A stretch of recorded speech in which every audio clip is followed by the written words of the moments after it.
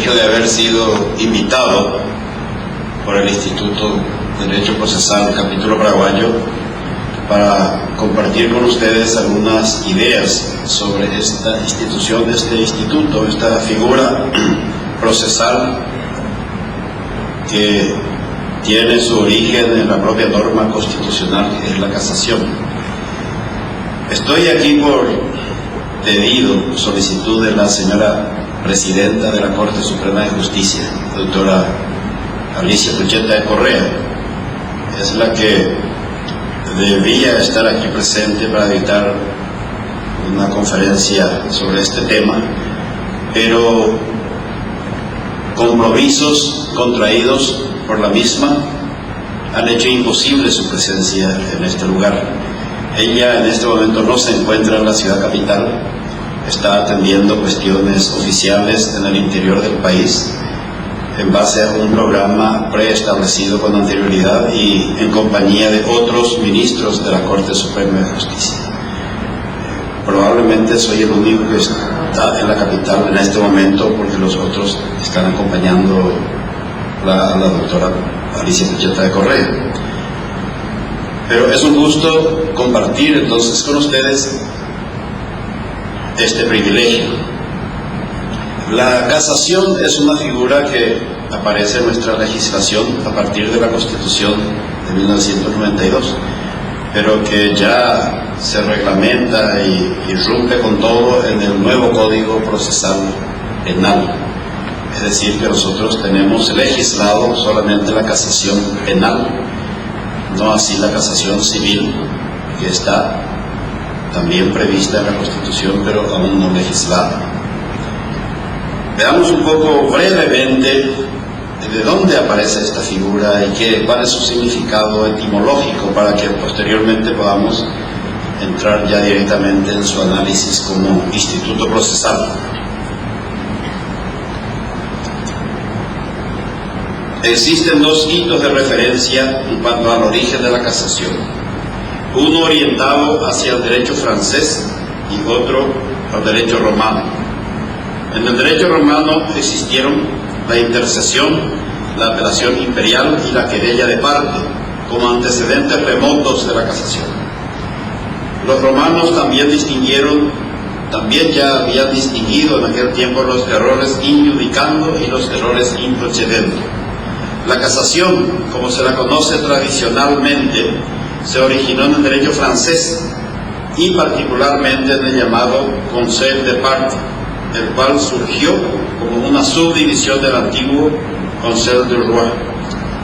En la lucha librada en Francia entre el poder real y los parlamentos, era frecuentemente utilizada por el soberano para paralizar los intentos de injerencias de estos, al anular los actos llevados a cabo por tales parlamentos en ocasión de ejercer sus funciones jurisdiccionales, y que en cualquier forma pareciesen contrarios a su voluntad, y especialmente anular, casar sus sentencias cuando, siendo contrarias a las ordenanzas, edictos y declaraciones regias, debían ser consideradas nulas. Lo cierto es que, a la vez de las funciones políticas que cumplía en interés del rey, el Consejo actuaba como un verdadero y propio órgano jurisdiccional. Para entenderlo así, no debe olvidarse que en ese entonces las funciones políticas, legislativas y judiciales coincidían en el soberano. Al producirse el advenimiento de la Revolución Francesa, los legisladores proclamaron la total desvinculación de sus creaciones con respecto al régimen derrocado, y suprimieron desde luego el Conseil de Parte. Pero no obstante su intención, y aunque el espíritu del instituto varió, se amplió su alcance y se reemplazó su nombre, pero continuó siendo el mismo, transformándose en un medio para defender la ley de las transgresiones de los jueces. Es así que, como expresión de esa desconfianza y para prevenir las desviaciones de los jueces del texto de la ley, lo que era considerado como una intromisión en la defensa del poder legislativo capaz de quebrantar la separación de los poderes, nace el Tribunal de Casación, creado en 1790. Ese tribunal representa así la suprema garantía de justicia frente a la violación de la ley. En el sentido procesal penal, la casación expresa la idea de acudir a la Corte Suprema de Justicia o Tribunal Supremo para que en control de legalidad deje sin efecto una sentencia y en su lugar decida la que corresponda, o en determinados casos para que una especial porción del proceso sea anulada y colateralmente la sentencia. La casación es un recurso técnico contra las decisiones emanadas del Tribunal de Sentencia o de segunda instancia que lesionen la aplicación de preceptos constitucionales o sean manifiestamente infundadas y arbitrarias. Se trata de un medio de impugnación extraordinario con motivos tasados. Con él se pretende la nulidad de la sentencia, casación por infracción de la ley, o la nulidad del proceso y consiguientemente de la sentencia, casación por quebrantamiento de la forma. Fue concebido para mantener la igualdad ante la ley en su aplicación concreta, porque la falta de uniformidad de la jurisprudencia vulnera esa garantía. La uniformidad de la jurisprudencia asegura la certeza del derecho, en la que consiste en definitiva la seguridad jurídica. Desde el punto de vista de su naturaleza jurídica, la casación es un recurso extraordinario, porque los motivos que posibilitan su interposición están expresamente contemplados en la ley, sin que se pueda acudir a la casación alegando cualquier vicio en forma genérica. Es evidente que la casación no es una segunda instancia en materia penal, y de tal forma se expresa unánimemente en la doctrina, y dentro de ella la autorizada opinión de Alcalá Zamora, al enseñarnos que la diferencia esencial entre casación y apelación radica en que esta última supone de parte del juzgador un juicio tanto sobre el contenido de hecho como sobre el aspecto de derecho o puramente jurídico del proceso, en tanto que la casación es siempre un juicio de derecho, aun cuando en ocasiones tenga que revisar los hechos. Es cierto, no obstante, que las legislaciones modernas han aceptado como motivo de casación el error en la aplicación de las leyes reguladoras de la prueba, pero en tal caso los hechos son examinados en virtud de una consideración netamente jurídica, si bien se aprecia una tendencia a ampliar el meritado recurso a la fiscalización cada vez mayor del material fáctico, aunque sometido a importantes limitaciones legales para no desvirtuar la casación y convertirla en una nueva instancia. La casación, como ya dijimos al principio, tiene fundamento constitucional. La Carta Magna establece el principio de igualdad ante la ley, artículo 46, de todos los habitantes de la nación. El recurso de casación encuentra en ese precepto su fuente constitucional. La uniformidad de la jurisprudencia nacional asegura un tratamiento similar frente a la ley penal por parte de los jueces, favoreciendo así la vigencia del principio de igualdad ante la ley. Para resguardar su vigencia, el Código Procesal Penal consagra el recurso de casación por inobservancia o errónea aplicación de preceptos constitucionales, sentencias arbitrarias e infundadas. Para lograr esa finalidad, ha establecido un mecanismo destinado a controlar tanto la legalidad sustancial de la sentencia como su legitimidad formal, la vía impugnativa de la casación. El fundamento y la finalidad de este recurso es resguardar el principio de igualdad ante la ley, asegurando la interpretación unitaria de la ley de fondo sometiendo su interpretación al más alto tribunal de la República, ante el cual la causa llega con los hechos del proceso definitivamente fijados, para que solamente se juzgue respecto a la corrección jurídica con que han sido calificados por una parte, y por otra preservar la observancia de las garantías de libertad individual y en particular del juicio previo, en el cual se asegure la defensa, haciendo efectiva la verdadera y amplia interpretación de la regla, juicio no solo previo sino también legal, de lo que puede concluir que las finalidades de la casación son la de fiscalizar la adecuada aplicación de la ley por los órganos jurisdiccionales inferiores y velar por la uniforme aplicación de las normas legales en aras de garantizar los principios de seguridad jurídica e igualdad ante la ley. El recurso de casación tiene una función predominantemente parcial, en el sentido de que principalmente tiende a defender los intereses y derechos de las partes procesales, ejerciendo una clara función de protección o salvaguarda de las normas del ordenamiento jurídico y unificadora de la jurisprudencia en la interpretación y aplicación de las normas jurídicas. Los hechos no deben ser objeto de un nuevo examen por el Tribunal de Casación. Este trata únicamente de los errores de derecho que, como se ha dicho, hacen a la existencia o al significado de la norma jurídica o a los que contenga el fallo al aplicar el derecho.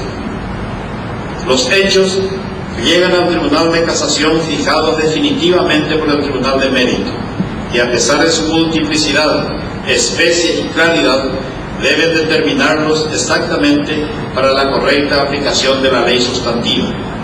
En atención a que los hechos son eventuales, indefinibles, ilimitados y heterogéneos, la ley no puede metodizarlos, calificarlos ni definirlos, por lo que el único que puede determinarlos para su admisión y subsunción a la norma es el Tribunal de Mérito.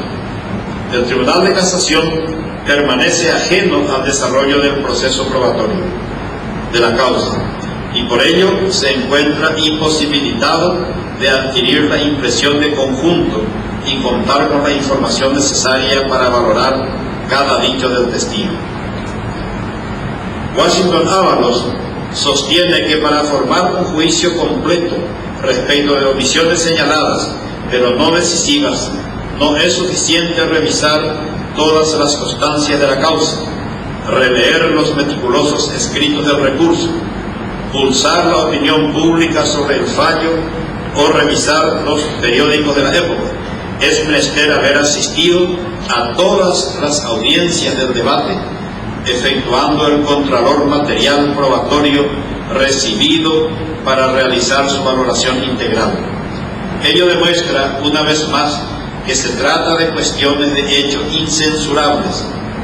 Todo lo que atañe al manejo y selección de los medios de prueba y a la valoración de la eficacia probatoria de esos medios es potestad soberana de los tribunales del juicio. Calamandrei afirma que es sabido que las dos funciones esenciales de la casación son el control jurídico, entendido como correspondencia de determinado acto o conducta a determinadas normas, y la unificación de la jurisprudencia, en cuya virtud el tribunal que la ejerce es el órgano regulador de la interpretación judicial del derecho objetivo. La sentencia que debe ser revisada fija los hechos en forma definitiva, por lo que el Tribunal de Casación, en nuestro caso la Sala Penal de la Corte Suprema de Justicia, se deberá limitar al análisis de esos hechos. La actividad del tribunal, al pronunciarse sobre este recurso, deberá circunscribirse principalmente a determinar la existencia de errores de juzgamiento, vale decir, a establecer concretamente las normas legales sustantivas que se han aplicado, cuáles son las que realmente corresponden para resolver el caso y si ellas han sido debidamente interpretadas por el juzgador. La actividad del Tribunal de Casación, al pronunciarse sobre el recurso, deberá circunscribirse principalmente a determinar la existencia de errores de juzgamiento, estableciendo en forma concreta si las normas legales aplicadas son las que corresponden para la resolución del caso y si ellas han sido debidamente interpretadas por el juzgador. Nuestro código establece varios motivos en los cuales debe estar fundado el recurso de casación. Ya en la doctrina se ha clasificado a estos motivos en vicios de actividad o vicios de juicio, o errores improcedendo y errores injudicando. Esta distinción parte de la diferente posición en que se halla el juez ante el derecho, según sea sustantivo o procesal. Si bien en ambos casos se configura una infracción jurídica, el ángulo bajo el cual es examinada la sentencia resulta totalmente diverso. Solo es preciso aclarar que en todos los casos existe una violación de la ley como genérica desobediencia al mandato del legislador, pero esa violación se refiere en unos casos a la ley que regula el fondo del asunto, ley sustantiva, y en otros casos a la ley que regula la actividad del juez y de las partes, ley procesal. El Código Procesal, en el artículo 478, prevé motivos taxativos, los que revisten el carácter de condiciones necesarias para dar vida al recurso de casación. En opinión de Fernando de la Rúa, el derecho es único, pero su unicidad resulta de una integración entre las normas que consagran los imperativos y las otras que permiten realizarlos efectivamente cuando media infracción, haciendo posible la aplicación de la sanción o de la coacción que los resguarda. Los imperativos regulan el fondo del asunto y constituyen la ley sustantiva. Las normas que establecen el modo de llegar a la aplicación de la sanción o de ejercer materialmente la coacción son las leyes procesales. Estas se cumplen más que aplicarse, aquellas se aplican a los casos concretos. Por eso, cuando la infracción jurídica versa sobre la actividad procesal, el error es improcedente. Cuando versa sobre la determinación del hecho y su inserción en la norma, es injudicando.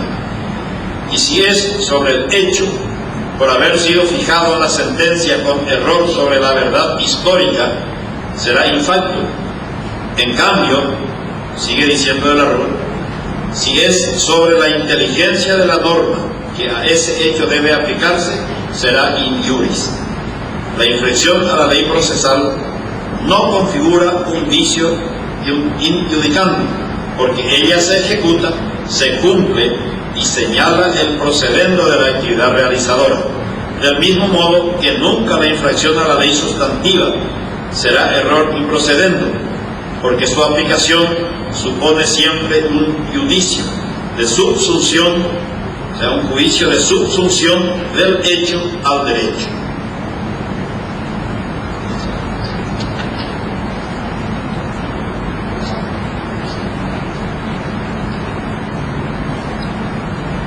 Nuestra legislación también prevé la casación per saltum, con el nombre de casación directa. Este recurso es extraordinario también, se plantea contra sentencias del Tribunal de Apelaciones definitivas o que pongan fin al proceso. Se aplica por inobservancia o errónea aplicación de un precepto constitucional en sentencias de condenas mayores de 10 años, arbitrarias o infundadas. Se interpone y se sustancia ante la Sala Penal de la Corte Suprema de Justicia. El procedimiento del recurso de casación es de los 10 días para interponer, 10 días para contestar. audiencia de prueba, fundamentación dentro de los 15 días y se resuelve en un plazo máximo de un mes. La casación per saltum, como su nombre lo sugiere, es la que prescinde del trámite de segunda instancia, va directamente de primera instancia a la sala penal de la Corte. Se llega a este recurso cuando las partes, dentro del término de ejecutoria de la sentencia de primera instancia, manifiestan su acuerdo o conformidad de prescindir de la apelación y en cambio acudir a la casación cuando razones legales así lo permitan.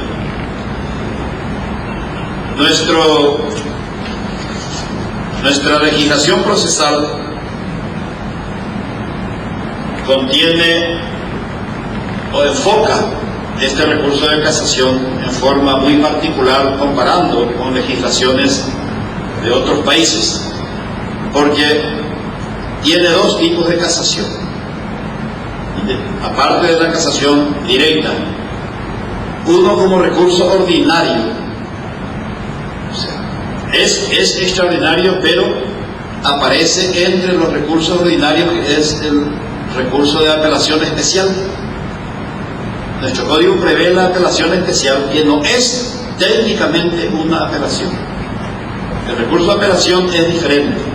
En nuestro caso, el recurso de apelación especial ya es técnicamente una casación. ¿Por qué?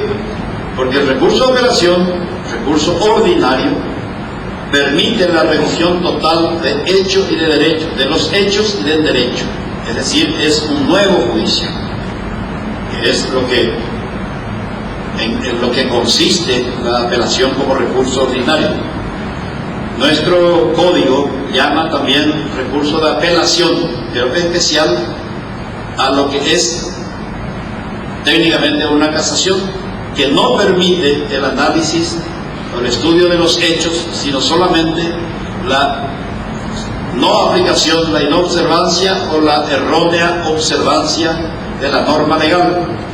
Y la diferencia con el recurso extraordinario de casación, que estudia la Sala Penal de la Corte Suprema de Justicia, es simplemente que esta se refiere a violación de normas constitucionales, ya no de normas legales de la ley secundaria, sino violación de normas constitucionales en la aplicación del derecho de fondo o del derecho de forma. Bueno, con eso creo que es suficiente para dar un panorama de lo que es nuestro derecho actual, el recurso de casación. Hay mucho más que hablar, hay ya trabajos elaborados en nuestro medio por juristas reconocidos sobre el derecho de casación. Uno de ellos es el estudio realizado por la doctora Carolina Llanes, cuyo libro ha sido de mucha utilidad para darles esta miscelánea de nuestro recurso. Hay otras obras también. Es una figura nueva, relativamente nueva, que apareció recién en el Código Procesal Penal. Por eso que es importante su estudio y que la nueva generación de abogados vayan avanzando. La Corte Suprema de Justicia tiene una amplia jurisprudencia al respecto.